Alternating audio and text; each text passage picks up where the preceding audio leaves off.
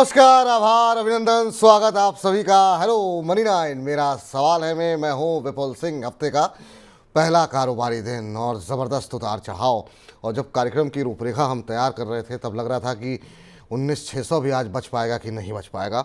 लेकिन जब कार्यक्रम शुरू कर रहे हैं तो बाज़ार में शानदार रिकवरी लोअर लेवल से देखने को मिल रही है।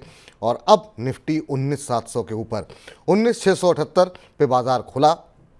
19,729 ये आज का इंट्राडे हाई और उसी के इर्द गिर्द बाजार ट्रेड करता हुआ।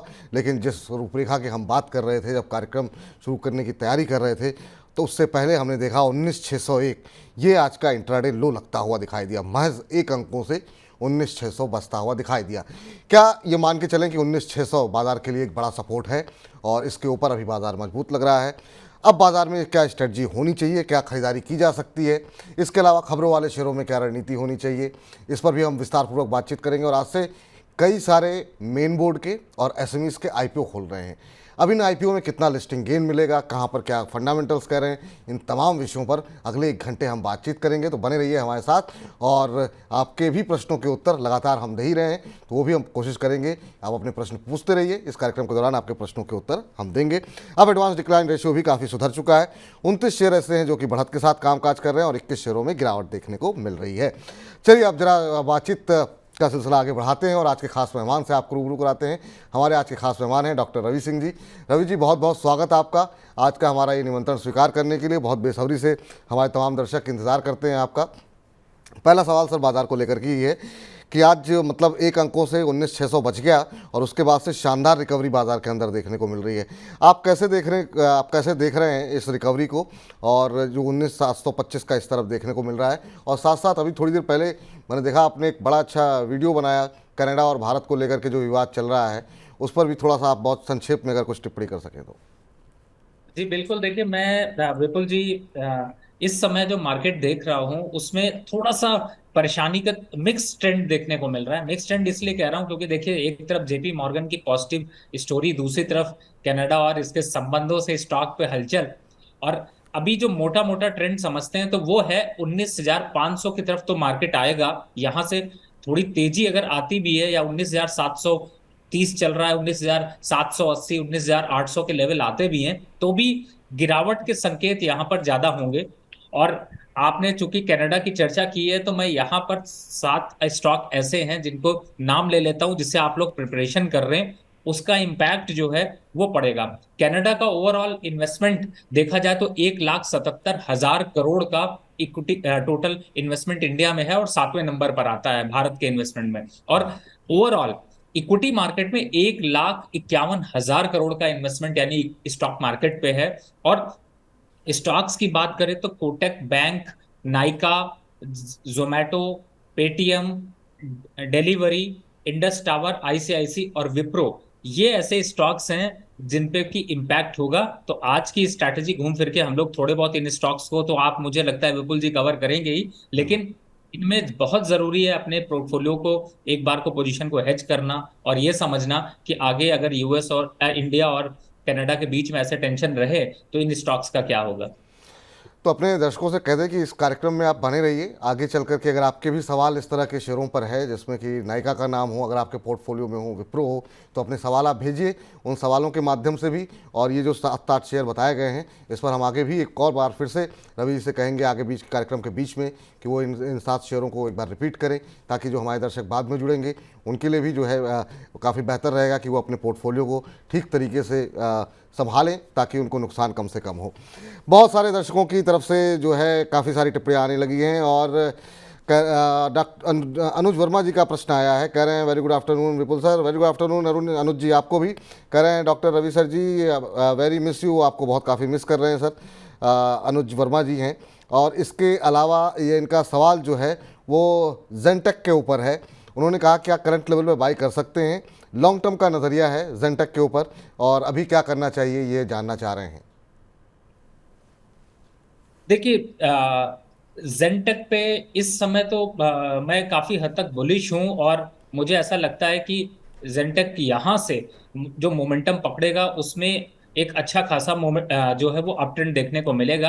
तो इस समय विपुल जी, अगर आप इनसे कहें कि अगर ये लॉन्ग टर्म स्ट्रैटेजी बनाते हैं तो जेंटेक का चार्ट यहाँ पर काफी अच्छा लग रहा है, लेकिन अगर शॉर्टर पीरियड में देखते हैं तो थोड़ा करेक्शन है। तो अपसाइड के मोमेंटम में अगर जाते हैं तो मुझे लगता है कि इनफ आपको रिटर्न ये दे सकता है। और इस समय चूंकि आप आईटी सेक्टर के वो स्टॉक्स आपको दमदार रिटर्न दे ही रहे हैं, जिनमें कि खास तौर से अगर आप फोकस करें तो आपको वो नजर आएंगे जो थोड़ी सी एआई की तरफ हैं, रिसेंट जो सॉफ्टवेयर अपडेट्स हो रहे हैं उनकी तरफ हैं।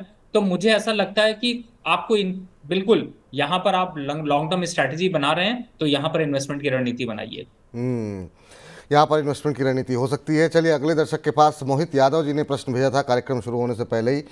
अब इनका प्रश्न है, जैस इंजीनियरिंग में इन्वेस्टमेंट करना चाहिए या नहीं, और करें तो कब करें?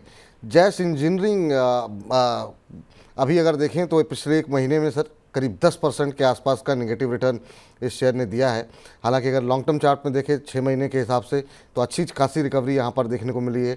60% के आसपास की तेज़ी देखने को मिली है। अभी 1328 के आसपास चल रहा है। आप कैसे देख रहे हैं इसके फंडामेंटल्स को, और क्या इनको पैसे लगाने चाहिए या नहीं?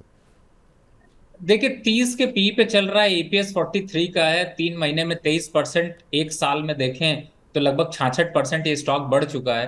जी। तो विपुल जी थोड़ा सा तो लग रहा है कि एक बार को यहाँ पर थोड़ा करेक्शन हो जाएगा। चार्ट पे भी थोड़ा वीक लग रहा है और मुझे लगता है 1150 तक के लक्ष्य आते हुए नजर आ सकते हैं। तो थोड़ा सा इससे दूरी बनाकर रखें। अगर स्टॉक आपके पास है तो मुझे लगता है कि एक बार आपको 1200, यहाँ पर अभी 1320 और 28 के बीच में लेवल चल रहे हैं, लेकिन मुझे लगता है कि 1300 के नीचे जाता है तो एक बार एग्जिट करिए। 1300 के नीचे जाता है तो एक बार एग्जिट कीजिए, ये फिलहाल सलाह देखने को मिल रही है। सर एक सवाल तो काफ़ी ज़्यादा है, लेकिन मैं चाहूँगा कि एक बीच बीच में कुछ एक सेक्टर भी डिस्कस करते रहें। आज हम देख रहे हैं कि शानदार तेज़ी जो देखने को मिल रही है वो देखने को मिल रही है चीनी के क्षेत्र में, और वहाँ काफ़ी मिठास देखने को मिल रही है। अंतर्राष्ट्रीय स्तर पर चीनी की कीमतें अब नई ऊंचाइयाँ छू रही हैं, उसका भी असर देखने को मिल रहा है। इन शुगर शेयरों में क्या कोई खरीदारी की जा सकती है? हालांकि आज तो काफ़ी तेज़ी आ चुकी है, चाहे वो बलरामपुर चीनी हो, रेणुका शुगर हो, बाकी जो चीनी के शेयर में है। आपके पसंदीदा शेयर कौन से हैं सर? विपुल जी ठीक 2 वीक पहले हमने इस पे एक फंडामेंटल न्यूज को क्रैक करके आप लोगों से शेयर किया था, और आपने बिल्कुल। उस अच्छा खासा, क्योंकि देखिए जिस हिसाब से मैंने बताया था कि 35 मिलियन टन की करीब चीनी की पैदावार होती है, और इस बार अनसर्टेन बारिश की वजह से शुगर केन की क्रॉप को काफी डैमेज मिला है, और इसकी वजह से एक्सपोर्ट को लेके और भारत में जो डोमेस्टिक प्रोडक्शन है वो कम होने के चांसेस हैं। और शुगर इंडस्ट्री तब हाईलाइट हुआ जब से जियो फ्यूल की बात की गई है। तो आप एथेनॉल मिक्सिंग को लेकर के शुगर कंपनीज बढ़ी रही हैं, और अब प्रोडक्शन कम होना शुगर कंपनियों के लिए और प्रॉफिटेबल हो जाएगा। लेकिन ऐसे में इस समय जैसे अगर मैं देखता हूं तो जो आपने चूंकि स्टॉक की चर्चा की है, देखिए शुगर स्टॉक्स थोड़ा सा ट्रेंड जो है वो बड़े वर्सटाइल दिखाते हैं। जैसे बलरामपुर चीनी का मैं बात करूं, आपको 400 के जितना पास मिले उतना अच्छा, फिर नोट कर लीजिए लेवल, ये पेन पेपर लेके आप लोग नोट कर लीजिए, और कोशिश करिए जो आपके साइड में चैट है उस पर टाइप करके डाल दीजिए, और डाल दीजिए कि ये डिस्कशन हो रहा है, जिससे कि लोग पढ़ के भी समझ सकें, वापस छूटे नहीं। बलरामपुर चीनी नोट करिए, 400 के पास जितना खरीदेंगे उतना प्रॉफिटेबल होगा। टारगेट 580 रुपए का है एक साल के हिसाब से। दूसरा स्टॉक उठाता हूं उत्तम शुगर, जितना ये भी 437 रुपए चल रहा है। इनफैक्ट बलरामपुर चीनी और उत्तम शुगर दोनों सेम प्राइस के पास चल रहे हैं, इसमें भी करेक्शन 400 के पास ही आने पे आपको अट्रैक्शन मिलेगा और आप इसमें निवेश की रणनीति बना सकते हैं।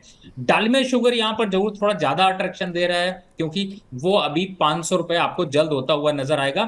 लेकिन ये जो तीनों स्टॉक्स में डिस्कस कर रहा हूं ये चल रहे हैं 437, 438, 450 के पास, और बेस्ट लेवल है 400 के जितना नियर खरीदें। टारगेट कम से कम 20% अपसाइड का। अब छोटे स्टॉक्स की भी चर्चा एक बार विपुल जी परमिशन हो तो मैं कर लूं, इन्हीं के। बिल्कुल बिल्कुल बिल्कुल बिल्कुल सर, आप कंटिन्यू कीजिए। देखिए, इसी में आपका राणा शुगर है 29 रुपए का, और साथ ही रेणुका शुगर है 55 रुपए का, राजश्री शुगर है 56 रुपए का। अब इनको अगर देखते हैं ना तो देखिए सर, इनमें सीधी सीधी सी बात है, इनमें वॉल्यूम होता है थोड़ा कम। तो वॉल्यूम अगर कम है तो थोड़ा रिस्क बढ़ जाता है, इसलिए अगर निवेश है तो लंबा करिए। जो आप रेणुका शुगर देख रहे हैं मुझे ऐसा लगता है कि ये 60-65 रुपए तक जाता हुआ नजर आएगा। और राणा शुगर और खास तौर से राशि शुगर में अगर आप बने हुए हैं तो बने रहिए, लेकिन फ्रेश इन्वेस्टमेंट करना है तो दूसरे शुगर स्टॉक्स ले लीजिए, इनमें वॉल्यूम बहुत कम होता है तो आप फंस सकते हैं। लेकिन हाँ, टारगेट राज शुगर का अगर मैं बताता हूं तो वो भी 60 रुपए, और राणा शुगर का देखता हूं तो वो 33 रुपए, 33-35 रुपीज तक जा सकता है। तो ये है पूरे शुगर का। और शुगर में डिप पे, करेक्शन पे ही बाय करें। करंट लेवल पे भले आज तेजी हो गई है, कोई दिक्कत नहीं है। एक दिन शुगर इंडस्ट्री में थोड़ा बढ़ भी जाता है, दूसरे दिन करेक्शन मिल जाएगा, तो थोड़ा वेट किया जा सकता है। तो चीनी में कोई स्ट्रेटजी बनानी हो तो बहुत अच्छे तरीके से एक्सप्लेन किया है यहाँ पर रवि जी ने। बलरामपुर चीनी 400 के आसपास खरीदिए, नीचे आने पे खरीदिए, 580 का लक्ष्य है। डालमिया शुगर में 400 के आसपास खरीदिए, 500 का टारगेट है। छोटे शेयरों में खरीदना चाह रहे हैं राणा शुगर, अगर आपको खरीदना ही है तो 33 से 35 तक के लक्ष्य यहाँ पर देखने को मिल सकते हैं। और रेणुका शुगर में 60 रुपये का लक्ष्य यहाँ पर रवि जी की तरफ से दिया गया है। तो ये अगर आपने नोट नहीं किया है तो नोट कर लीजिए, और बाकी अपने जो साथी हैं, जो लोग शेयर बाजार में कामकाज करते हैं, उन्हें भी आप शेयर कर सकते हैं। चलिए राजेश जी से बातचीत करते हैं, हमारे अगले दर्शक हैं। राजेश जी नमस्कार। नमस्कार सर।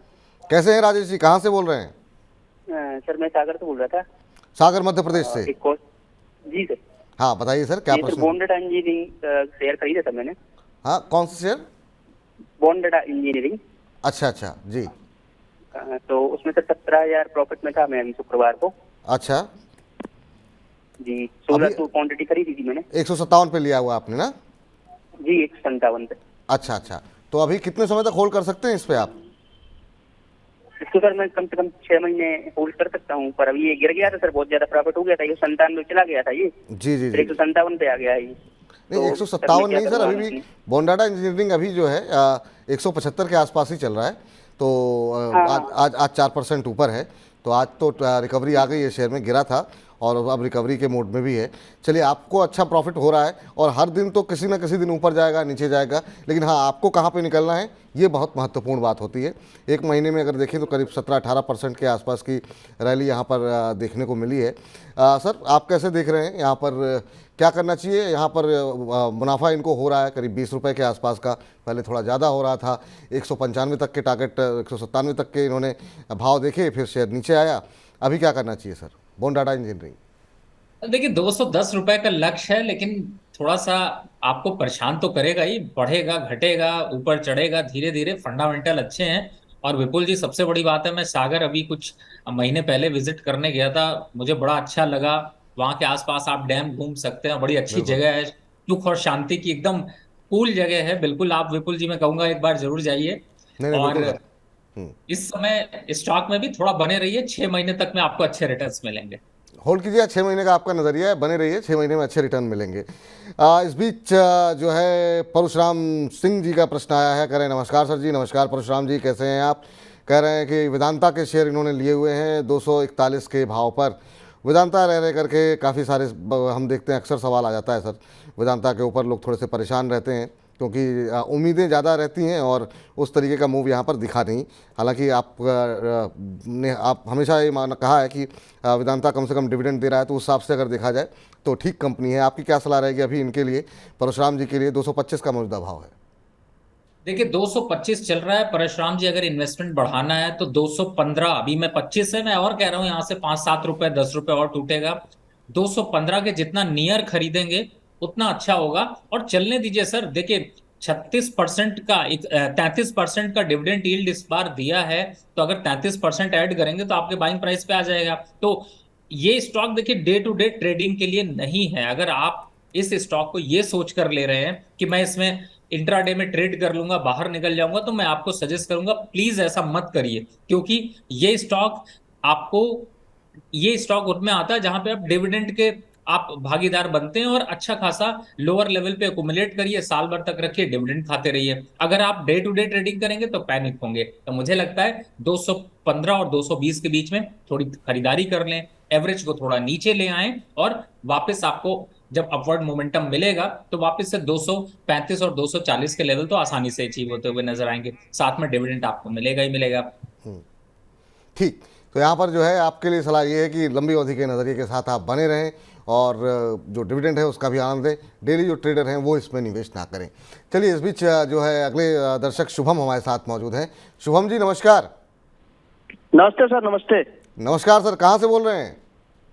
सर मैं यूपी झांसी से बोल रहा हूँ सर। झांसी से बोल रहे हैं, चलिए बहुत अच्छी बात है। क्या करते हैं शुभम आप? सर मैं रेलवेज में हूँ सर। रेलवे में है, चलिए बहुत अच्छी बात है सर। और जी जी। जी बताइए कैसे याद किया, क्या प्रश्न पूछना चाह रहे हैं आप? सर ये मैंने विनाटी ऑर्गेनिक्स लिए थे सर 1800 के भाव के, जी और सर 50 शेयर लिए हुए थे सर। मैं थोड़ा लॉन्ग टर्म प्रेफर करता हूँ शेयर जी। को होल्ड करना। जी जी जी। और ये जो केमिकल सेक्टर में तेजी आई थी सर, उस समय के लिए हुए हैं अभी अच्छा, लगभग 3-4 महीने पहले। हाँ हाँ और ठीक। सर ये नवीन फ्लोरिन्स करके है ना, ये 100 शेयर या 4400 के भाव के ये लिए हुए हैं सर 4400 के अभी। भाव। जी। हाँ सर, ये 2-3 महीने हो गए, लेकिन इनमें कोई मूव समझ में नहीं आ रहा, तो इसके लिए थोड़ा सा कुछ मुझे बताना चाहेंगे इसके क्या क्या करूँ, लॉन्ग करूँ, टर्म ठीक। होल्ड करूँ क्या? ठीक है, पूछते हैं रवि जी से वो क्या सजेस्ट कर रहे हैं। हालांकि जैसा आपने खुद ही कहा कि आप लॉन्ग टर्म में भरोसा रखते हैं, तो लंबी अवधि के लिए अगर आपने निवेश किया है तो एक आध महीने में परेशान नहीं होना चाहिए। लेकिन हाँ, कंपनी के फंडामेंटल्स क्या हैं, क्या वाकई में वहाँ पर लंबे समय तक होल्ड करना चाहिए कि नहीं, इसके लिए अवश्य एक्सपर्ट्स की सलाह जो है वो लेनी चाहिए। एक तो सर इन्होंने 1800 के आसपास विनाती ऑर्गेनिक्स लिया हुआ है, जिसमें कि इनको करीब 37 रुपये के आसपास का प्रॉफिट हो रहा है। हालांकि बात इनकी सही है कि पिछले अगर हम देखें अगर 5-6 महीने में, तो जिस तरह का मूव बाजार का रहा है उसके मुकाबले शेयर में थोड़ी सुस्ती देखने को मिली है। पिछले 6 महीने में कुल 6% का रिटर्न रहा है, एक साल में 10% का नेगेटिव रिटर्न रहा है। अब दूसरा इन्होंने ले रखा है नवीन फ्लोरिन। जानना चाह रहे हैं कि लॉन्ग टर्म के लिए इसमें बने रहना चाहिए भी कि या नहीं? देखिए, एक तो विपुल जी इनका दोनों जो स्टॉक है वो है, मोस्ट इम्पोर्टेंटली देखें तो केमिकल और एक केमिकल स्पेशलिस्ट स्पेशलाइजेशन जो कंपनीज है उनकी तरफ है। और आज के आपके चुन चुन के स्टॉक में केमिकल स्टॉक्स, एग्रीकल्चर का स्टॉक्स जो है वो मैंने रिकमेंड किया है। तो मैं चाहूंगा कि ये अपनी, जैसे नवीन फ्लोरिंग देखिए फंडामेंटल खराब नहीं है लेकिन थोड़ी हाई वोलेटिलिटी है। लोअर साइड पे अगर देखते हैं तो 4000 और 3800 तक के लेवल, अप साइड जाते हैं तो 5000 तक के लेवल देखने को मिलेंगे। लेकिन आप प्रोग्राम में, मैं कहूंगा विपुल जी ये बने रहें। मेरा सजेशन होगा कि आप अगर नवीन फ्लोरिंग से आप परेशान है तो आप उसमें शिफ्ट हो जाइए, लेकिन उस स्टॉक का नाम मैं आपको चुन चुन के स्टॉक में ही दूंगा।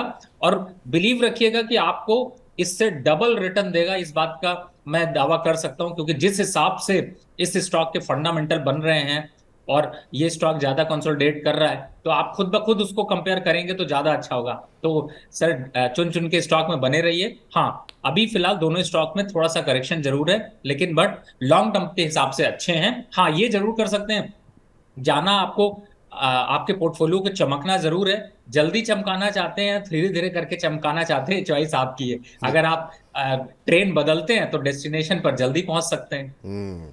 तो सर आप पहले तो कार्यक्रम में बने रहिए आखिर तक। किसी एक को रिप्लेस करना चाहते हैं तो एक इसी सेक्टर से जुड़ी हुई एक कंपनी हिंट आपको मिल गया है, नाम अभी तक नहीं मिला है, नाम के लिए आखिर तक इंतज़ार कीजिए और उस पर हम विस्तारपूर्वक चर्चा भी करेंगे। तो आप बने रहिए कार्यक्रम में, और फिलहाल के लिए लंबी अवधि के लिए वैसे आप बने रह सकते हैं यहाँ पर।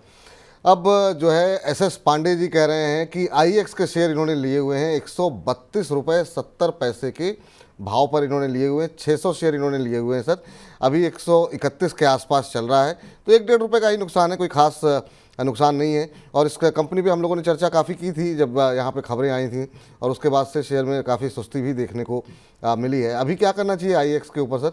ये तो अच्छी बात है कि इनको ज़्यादा नुकसान नहीं हो रहा है। इसके अलावा यहाँ पर जो है कुछ एक और टिप्पणियाँ भी आई हैं। परशुराम जी कह रहे हैं कि बहुत बहुत शुक्रिया सर, मेरा बीपी इतने टाइम में हाई है और नहीं सर जी। कहना क्या चाह रहे हैं परशुराम जी, क्यों बीपी हाई हो गया आपका? बीपी हाई मत कीजिए। हाँ जी रवि जी बताइए सर, क्या करना चाहिए इनको IEX में? देखिए, IEX अगर स्टॉक देखा जाए तो वैसे इसमें कोई बहुत ज्यादा जो है वो मुझे फंडामेंटल चेंजेस नहीं नजर आते, लेकिन विपुल जी ये मुझे ना ट्रेडिंग के लिहाज से कभी अच्छा नहीं लगा। और मैं इसलिए कह रहा हूं क्योंकि इस स्टॉक की परफॉर्मेंस पे जब लोगों ने कहा कि अब ये स्टॉक अच्छा रिटर्न देता हुआ नजर आएगा, तब इसने धोखा दिया है। और मुझे ऐसा लगता है कि इस स्टॉक से बनाइए दूरी। 131 और 30 रुपए के स्टॉक्स आपको बहुत मिलेंगे, मैं अगर नाम लेने लगूंगा इससे कहीं ज्यादा। इसमें बने रहेंगे तो देखिए क्या होगा, आपका मन संतुष्ट रहेगा और थोड़ा थोड़ा नुकसान का भी संतोष रहेगा। और आप कहानियां जरूर बता सकते हैं कि मैंने IEX पे निवेश किया, स्टॉक मार्केट पे मेरा निवेश है और थोड़ा थोड़ा पैसा कम हो रहा है, बहुत ज्यादा कम नहीं हो रहा है। लेकिन प्रॉफिट की बात करी जाए तो थोड़ा मुश्किल है। तो मुझे ऐसा लगता है कि ट्रेन बदलने की जरूरत है। इस स्टॉक को ट्रेडिंग से और इन्वेस्टमेंट से निकालने की जरूरत है। ये स्टॉक आपके लिस्ट का नहीं है, बकेट का नहीं है। जाइए सर, बैंकिंग की बात कर रहे हैं, पीएसयूज में बहुत से स्टॉक हैं। एग्जांपल के लिए आईडीबीआई, आईडीएफसी, यहाँ पर डीसीबी बैंक, बहुत से ऐसे बैंक हैं जिनमें आप जा सकते हैं और वो ज्यादा अच्छे रिटर्न देंगे। एक्सचेंज में ही जाना है तो बीएससी या एमसीएक्स पे बिड करिए। हालांकि मैं आज एमसीएक्स किसी को रिकमेंड नहीं कर रहा, क्योंकि 1960 रुपए के पास पहुंच गया, 2100 तक जाएगा, लेकिन रिस्क रिवॉर्ड रेशियो यहाँ पर बेहतर नहीं है। तो मुझे लगता है कि एक्सचेंज की तरफ जाना है तो इन दोनों में से कोई चूज करिए, नहीं तो बैंकिंग की तरफ पोर्टफोलियो स्विच कर लीजिए। अब 131 रुपए चल रहा है, 1 रुपए का नुकसान है, मत सोचिए। यहाँ पे आईडीएफसी फर्स्ट बैंक ले लीजिए, 90 रुपए में मिल रहा है, क्वांटिटी भी ज्यादा हो जाएगी और जैसे ही बढ़ेगा आपको ज्यादा प्रॉफिट मिल पाएगा। तो ये स्ट्रैटेजी रखना ज्यादा अच्छा होगा। तो पांडे साहब, ये आपके लिए सलाह है। यहाँ पर गलत ट्रेन में हो जाती है सवारी कई बार, बदल दीजिए। सही समय पे उतर जाएंगे तो जल्दी पहुँच जाएंगे अपनी मंजिल पर। जितना लंबा समय आप यहाँ पर गलत ट्रेन में जाएंगे, उतनी दूरी अपने लक्ष्य से आप भटकते जाएंगे। अब पुरुषोत्तम जी हमारे साथ, पुरुषोत्तम यादव जी जुड़ चुके हैं अपना प्रश्न पूछने के लिए। पुरुषोत्तम जी नमस्कार। नमस्कार सर, नमस्कार। कैसे हैं पुरुषोत्तम जी, कहाँ से बोल रहे हैं? ठीक है सर, औरंगाबाद बिहार से बोल रहे हैं सर। अच्छा, कैसे लग रहे हैं मनी 9 के कार्यक्रम? बहुत अच्छा लगता है सर, आपका सब कार्यक्रम देखते हैं हम वहाँ, कोई भी वीडियो नहीं छोड़ते हैं, वैसे ही आता है वैसे ही।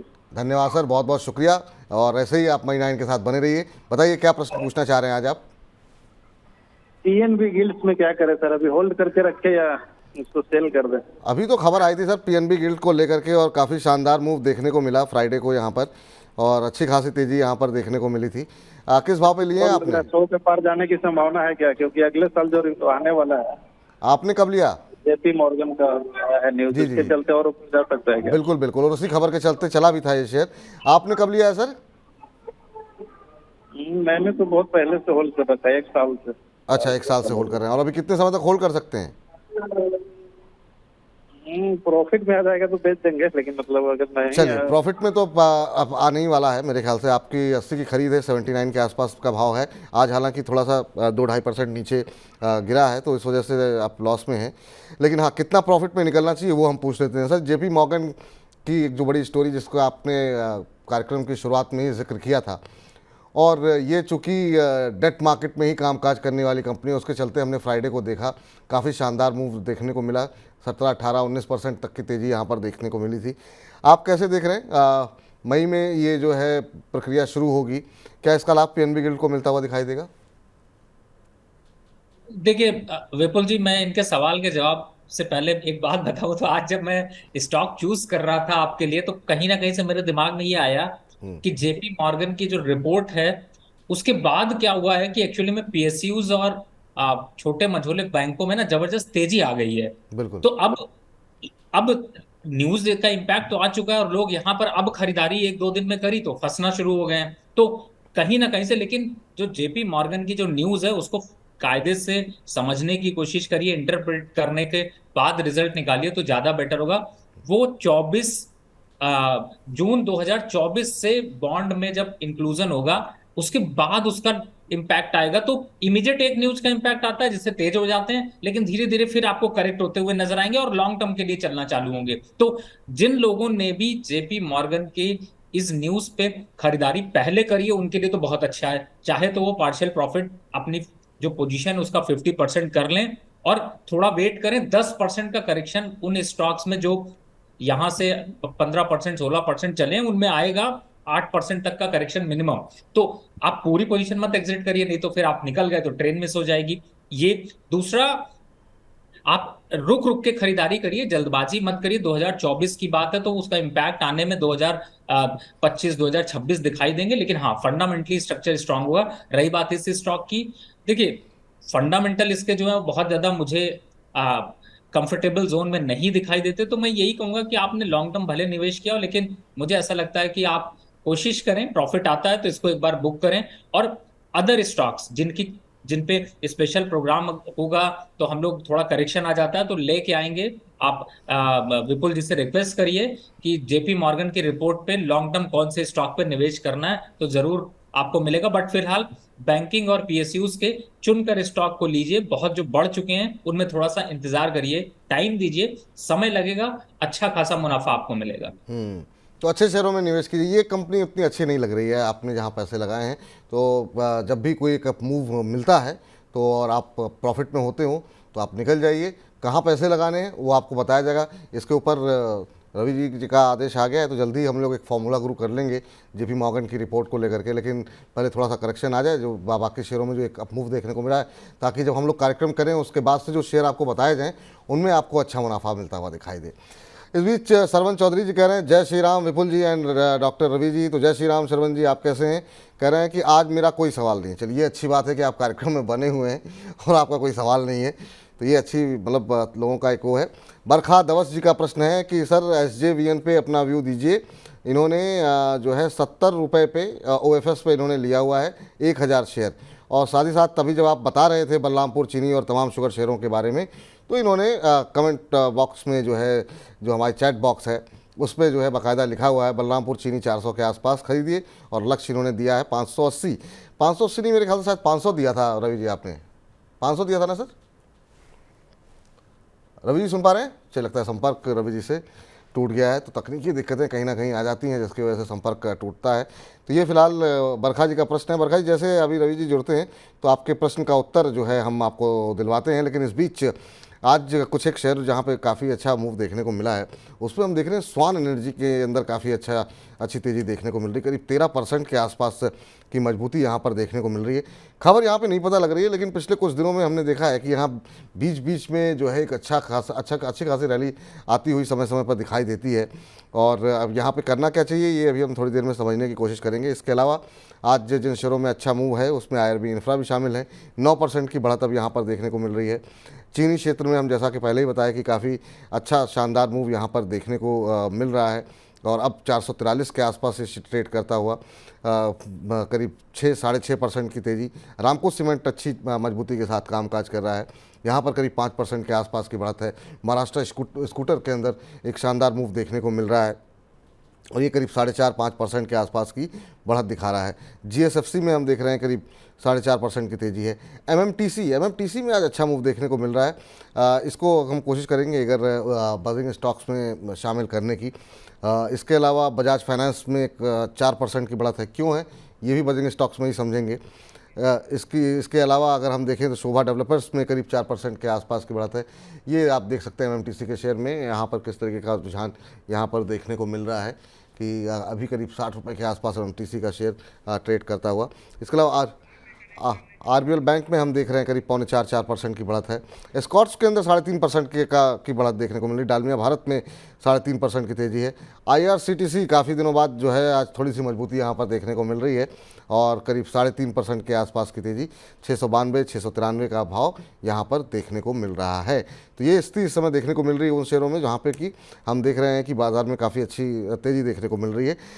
19,710 ये मौजूदा स्तर देखने को मिल रहा है। 36 अंकों की बढ़त अभी भी देखने को मिल रही है, और थोड़ी देर पहले जो नया हाई बना है निफ्टी में वो बना है 19,734 का।